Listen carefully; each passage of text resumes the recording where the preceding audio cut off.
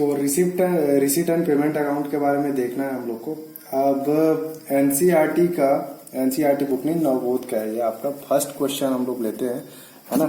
इसमें बोला गया है from the following particulars prepare receipt and payments account of Raipur cricket club from for the year 2001 and 2। Cash balance दिया गया, admission fees है, सब्सक्रिप्शन रिसीव्ड, लास्ट ईयर का outstanding subscription receive हुआ है, पेड रेंट है, purchase of cricket balls, purchase of cricket bats, उसके बाद में अदर मिसलेनियस एक्सपेंसेस है, स्टेशनरी एक्सपेंसेस है, सैलरीज है। जितना भी हम लोग को देखने को मिल रहा है ज्यादातर क्या चीजें हैं, हमारी रेवेन्यू एक्सपेंसेस दिखाई दे रहे हैं, है ना। रेवेन्यू एक्सपेंसेस और कैपिटल एक्सपेंडिचर छोटे मोटे दिखाई दिए हैं।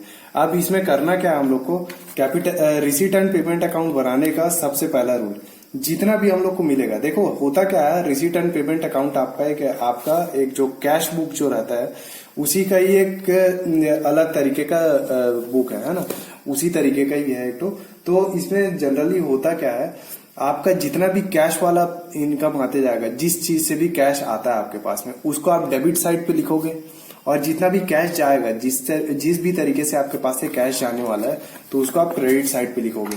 क्या होता है, दो कॉलम है, डेबिट का और क्रेडिट का, वही वाला है ना। रिसीट्स अमाउंट, पेमेंट्स अमाउंट, ये आपका कॉलम रहेगा। जितना भी पैसा आएगा बिना सोचे समझे यहाँ पे हम लोग को रिसीट साइड पे लिखना है। जितना भी पेमेंट करोगे उसको यहाँ पे लिखोगे, है ना, क्रेडिट साइड पे। हाँ, उसके अलावा बैंक का भी पेमेंट है ना, कैश का एज वेल एज बैंक का करना है। ठीक, दैट्स इट। अब चलिए इस क्वेश्चन को बनाना चालू करते हैं हम लोग।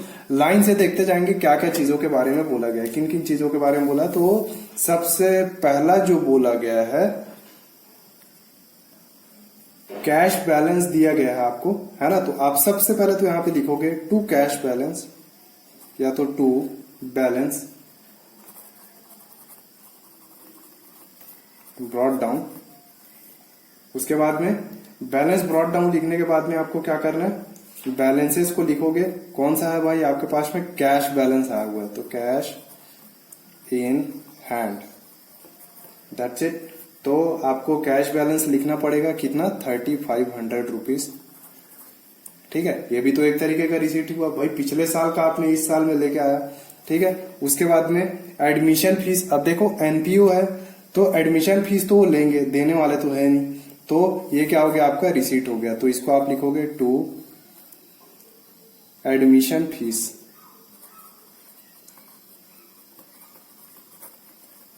सभी तरीके के जितने भी मिलेंगे, एडवांस मिल रहा है, कुछ भी मिल रहा है, सबका सब आप इसमें रिसीट में ही लिखोगे। कितना रुपया बोला गया, 600 रुपए बोला गया। ठीक है, उसके बाद में सब्सक्रिप्शन रिसीव हुआ है भाई, टू सब्सक्रिप्शन, है ना। सब्सक्रिप्शन जो भी सब्सक्राइब करेगा हम, है ना, उसको सब्सक्रिप्शन भाई 1700, ताकि उनको क्या है, टाइम टू टाइम सर्विस मिलते जाए। उसके बाद में last years outstanding subscription received, मतलब पिछले साल का उनको आउटस्टैंडिंग सब्सक्रिप्शन, जिन लोगों ने सब्सक्रिप्शन मनी नहीं दिया था पिछले साल में, उन लोगों ने क्या किया हुआ है, पे किया हुआ है ना। तो ये भी हम लोग को रिसीव ही हुआ है ना। सो टू लास्ट ईयर सब्सक्रिप्शन हम लोग को लिखना था, एक्चुअल में आता आपका 1700 आता, और ये यहाँ पे आप लिखते लास्ट ईयर करके। तो चलिए मैं यहाँ पे ऐसा लिख देता हूँ, सब्सक्रिप्शन, है ना, लास्ट ईयर ब्रैकेट में डाल देता हूं, है ना। एक्चुअल जनरली हम लोग को क्या है, यहाँ पे डेट्स को लिखना पड़ता है।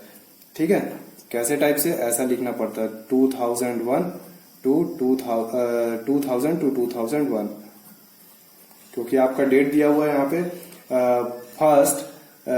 फर्स्ट अप्रैल 2001 के लिए स्टार्टिंग हो रहा है ना। चलिए उसके बाद में ये लिख लेते हैं भाई, इसका अमाउंट 120 रुपीज।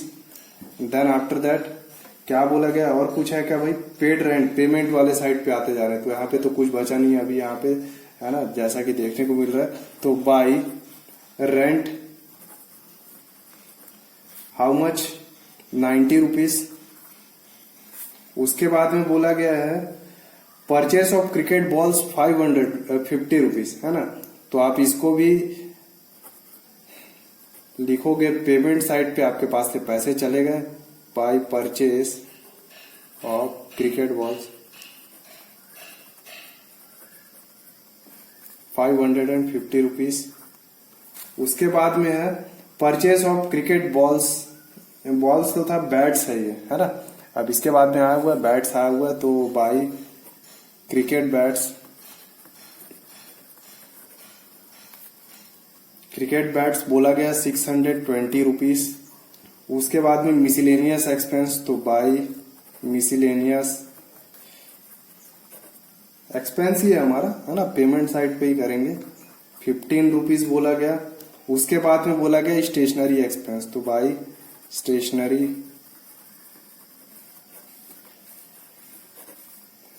स्टेशनरी एक्सपेंस कितना रुपए, 10 रुपए। उसके बाद में बाई सैलरी, सैलरी भी पे हुआ है 1150 रुपीज।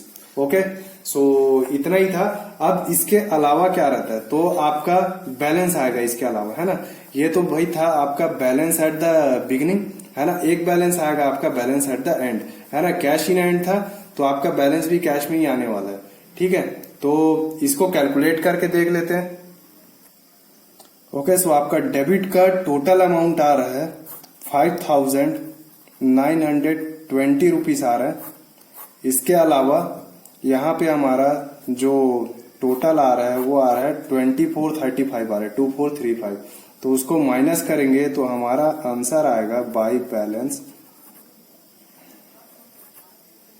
ब्रैकेट में डालेंगे कैश बैलेंस, ठीक है। ये आपका दिखाई दे रहा है आपको 3485 रुपीज का आएगा, 3485 रुपीज, ठीक। ये वाले अमाउंट को इससे माइनस कर दिए बस 5920। सिंपली हम लोगों ने बैलेंस निकाल के लाया, आ गया हमारा आंसर, ठीक। तो इतना ही था। इसमें हम लोग को कोई अकाउंट बनाने के लिए नहीं बोला था, लेकिन फिर भी क्या आपको एक्सप्लेन करने के लिए मैंने फॉर्मेट को एक्सप्लेन करने के लिए रिसीट एंड पेमेंट अकाउंट बना दिया है यहाँ पे, ठीक है। चलिए अब अगले वाले क्वेश्चन में थोड़ा और डिटेल में दिया हुआ है ना, हल्का फुल्का, उसमें भी देख लेते हैं।